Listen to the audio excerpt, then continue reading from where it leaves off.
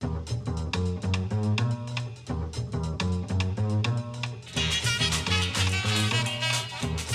sweat the technique.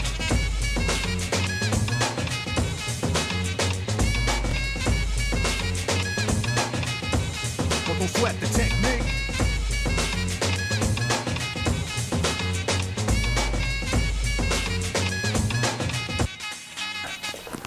Hey, welcome back. This week's Tech Talk is base material. It's part of our opening month-long topic of Get Your Gear Month.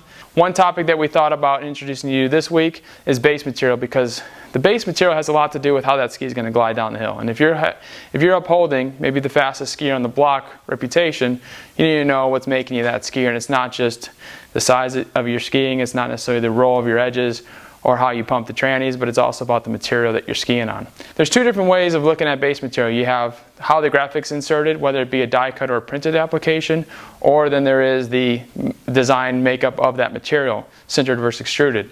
So easiest to speak of is die cut, first and foremost with respect to the graphic application. Certainly probably the most visually distinct branding initiative you can take with a graphic. You're just cutting out the black material and inserting a complementary color, in this case black and white, as basic as it gets. It allows us to use a black graphite-based base, which gives the ski a lot of glide and gives us that brilliant graphic in the event that the ski is going to get some shots. We're going to see what our logo is all about. Alternatively, you could look at a printed base, which, you know, is that just like a screen printed t-shirt, transparent material, and behind it we just print logos and different graphic elements. You can print up to 4 or 5 colors on a screen printed base. With the transparent face, you don't see any ridges or anything that may be generated from an overly complex die cut. You still get smooth glide. The downfall is, in the event you hit rocks, you got gouges out of your base.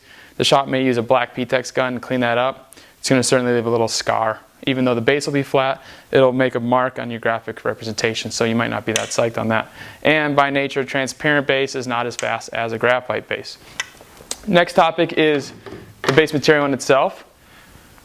Black base is the most commonly recognized as a sintered base. Sintered base is a very dense base.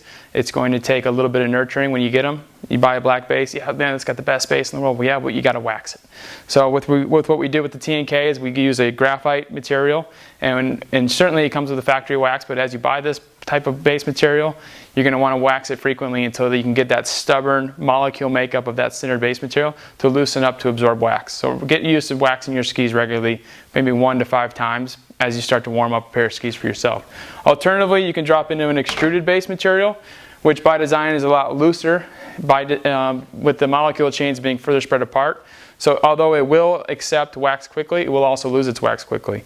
On the wall, an extruded base may look just like a sintered base. It may be even a little bit shinier, but it's softer to the touch, and you can almost feel that. Certainly that's going to have an effect on the speed, but when you're talking about a little junior ripper at 117, extruded base for a kid this size is pretty dope.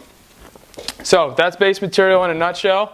There's obviously a lot more you could talk about those two topics, but when you're kicking the skis on the wall, looking around at what skis are right for you, have a little bit of a game plan, the type of pace you're going to ski. If you want a high performance ski, you're going to pay a little extra for that high performance base. That's bases. It's Matt Sturbins. We'll see you guys later. Peace.